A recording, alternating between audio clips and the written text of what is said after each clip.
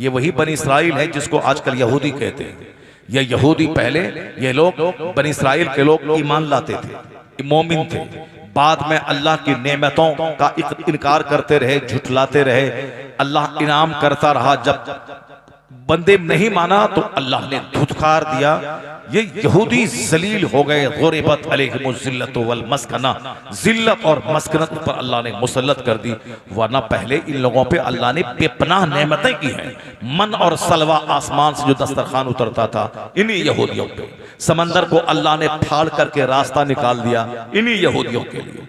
और 40 साल तक मैदान तीह में वह लोग रहे। 40 साल तक आसमान से मन और सलवा उतरता रहा।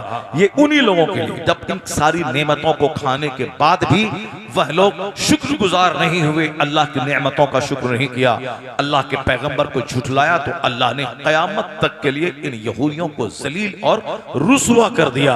अब ये लोग भटकते रहेंगे, मारे मारे फिरते रहेंगे। कहा जाता है कि 60 लाख यहूदियों को first world war, second world war के बीच में यहूदियों को हिटलर, जर्मनी के तानाशाह हिटलर ने इसे मार दिया। 60 लाख यहूदियों को कत्ले आम कर दिया।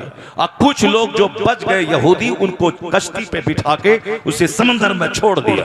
इसलिए छोड़ दिया ताकि ये लोग बचेंगे दुनिया में, इनकी नस्ल चलेगी, तो आने वाले लोग इनकी शरारत, इनकी बदतमीजी को देखकर ये कहेंगे कि हिटलर ने 60 लाख यहूदी को क्यों कत्ल किया था, तो मेरा कत्ल करना कैसा दुरुस्त था।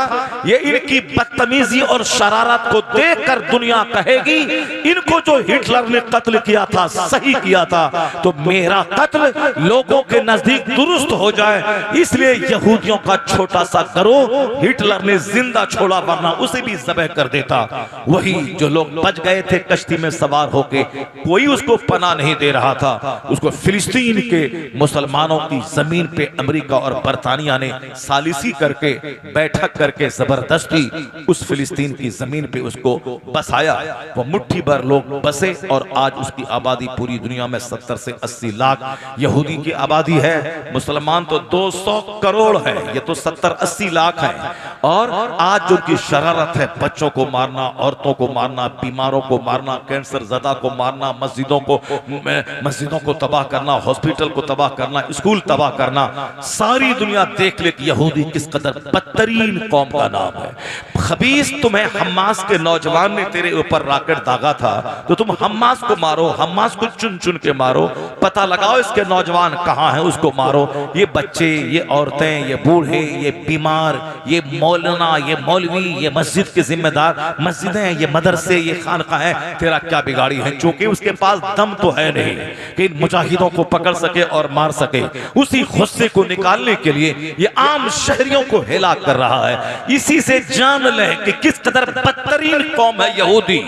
और दुनिया आज जान गई कि हिटलर ने 60 लाख यहूदियों को जो ज़बह किया था उसका ज़बह करना दुरुस्त था। और उसने इन चंद लोगों को जो जिंदा छोड़ा, जिनकी शरारत को देखकर आज दुनिया कह रही है दुनिया की सबसे बदतरीन कौम यहूदी, जिसका हमला सिर्फ औरतों और बच्चों पे हो रहा है। और जिसने उस पर अटैक किया उसको तो ये मार नहीं पा रहा है, तो कम से कम सरेंडर तो कर जाओ, झुक तो जाओ। इन बीमारों, औरतों और मरीजों को मारना तो बंद करो। लेकिन नहीं, ये इस बात की दलील है कि ये बुरे इतने हैं कि हिटलर ने 60 लाख यहूदी को ज़बह किया था। और आने वाले वक्त में जो अनकरीब आने वाला है, यहूदी को खदेड़ के इसराइल से निकाला जाएगा। जनाब ईसा अलैहिस्सलाम आसमान से जमीन पे आएंगे और इनका जो मसीह, इनका जो रहनुमा दज्जाल है वो आएगा, जिसका इंतजार यहूदी कर रहा है कि मेरा रहनुमा आने वाला है। वह काना दज्जाल पूरी दुनिया में उत्पात मचाएगा और मसनूई हाथ में जन्नत और जहन्नम लेके चलेगा। कमजोर किस्म के लोग थोक के थोक करोड़ों अरबों की तादाद में वह दज्जाल के फॉलोवर हो जाएंगे। क्योंकि यहाँ तो एक पैसा के लिए ईमान बेचने वाला, 10 रुपए की खातिर ईमान बेचने, नमाज छोड़ने वाला, ये तो बहुतों की तादाद है दुनिया में, जिसका एक सुबह कुछ है शाम कुछ है। मुस्तफा ने कहा था अखीर जमाने में लोग सुबह मोमिन रहेंगे और शाम काफिर हो जाएंगे। युस्बिह हो मोमिना व युमसी काफिरा, सुबह मोमिन रहेंगे शाम काफिर हो जाएंगे। व युमसी मोमिना व युस्बिह काफिरा, शाम मोमिन रहेंगे सुबह काफिर हो जाएंगे। आदमी का अपना कोई वजन नहीं रहेगा, कोई ग्रेविटी नहीं रहेगी। 2 टाका देखेगा उसूल बदल जाएगा, अपना फरमान अपना तरीक़ेकार बदल लेगा। जैसे आजकल है, कोई आदमी सच्चाई पे कायम नहीं रहेगा, हक बोल दिया तो बोल दिया, चाहे गर्दन कटे या जान जाए। पक्का हुसैनी दुनिया में नजर नहीं आता। सुबह सवेरे बोला हम जालिम का साथ नहीं देंगे, और शाम होते होते जालिम के पास बैठ के खाना खाता। शाम बोला था कभी भी काफिरों की बात नहीं मानेंगे, सुबह होते होते उन्हीं काफिरों की सारी बात मानता, उसी की गोद में चला जाता। छोटी सी नौकरी ईमान लूट लेती है। किसी लड़के का चेहरा मेरी बेटी का ईमान लूट लेता है, और किसी लड़की का चेहरा मेरे बेटे का ईमान लूट लेता है। दुनिया में अगर हम किसी लड़की से शादी भी कर लें तो जवानी तो 25 साल की होती है, और बुढ़ापा 10-20 साल का, 80-90 साल में मर गए, खेल खत्म हो गया। या तो 100 साल के अंदर बचपन जवानी सब खत्म, मगर मरने के बाद जहां गए वहां का एक दिन 50,000 साल के बराबर होगा, और जहां खरबों साल, महासंख्यों साल, बेगिनती जिसकी कोई लिमिट ही नहीं है। दुनिया में तो मौत है, 70, 80, 90 साल में मौत आई चले गए। मरने के बाद जो दुनिया है उस दुनिया में तो मौत ही नहीं है, वहां तो मौत को ही ज़बह कर दी जाएगी। सदा रहो जहन्नम में, सदा रहो जन्नत में। वहां तो परमानेंस है, वहां टेम्पोररी एबोर्ड नहीं, वो आखिरत का मतलब ही वो हमेशा दायमी चीज। तो अब जिसकी नजर जन्नत पे रहेगी वह दुनिया का 100 साल जो 1 मिनट है उसके आराम के जन्नत को आग नहीं लगाएगा, और जन्नत मिलेगी उसको जो मोमिन होगा। अगर किसी लड़की का चेहरा देखा, ईमान लूटा के चला गया तो कितने दिन तक रहेगा? 10 साल 20 साल। उसके बाद जब बूढ़ा होगा, चेहरा लटक जाएगा तो बीवी से नफरत पैदा हो जाएगी, और मरेगा फिर अब कहां गया? जहां खरबों साल की आग उसकी खाल जला डालेगी। तो 15 साल सब्र कर ले, अपने नफ्स पे काबू रख, अपने जज्बात पे काबू रख, अपना ईमान बचा।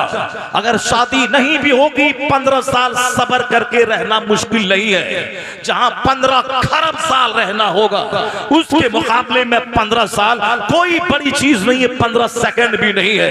तो जब ये बात दिमाग में रहेगी तब ना कि दुनिया आरजी है, आखिरत दायमी है। और ये जो शादी ब्याह मैं करके ईमान लुटा रहा हूं, ईमान वहां बेईमानों पे आग है, ईमान वालों के लिए जन्नत है। और ईमान किसी लड़की, किसी छोकरी, किसी नौकरी की वजह से ईमान लुट गया तो फिर तो यहां तो अगर हम खा पी भी लें 10 साल 20 साल, लेकिन मरने के बाद जहां जाएंगे वहां क्या होगा? इसलिए तो कुरान का सारा फोकस आखिरत पे है।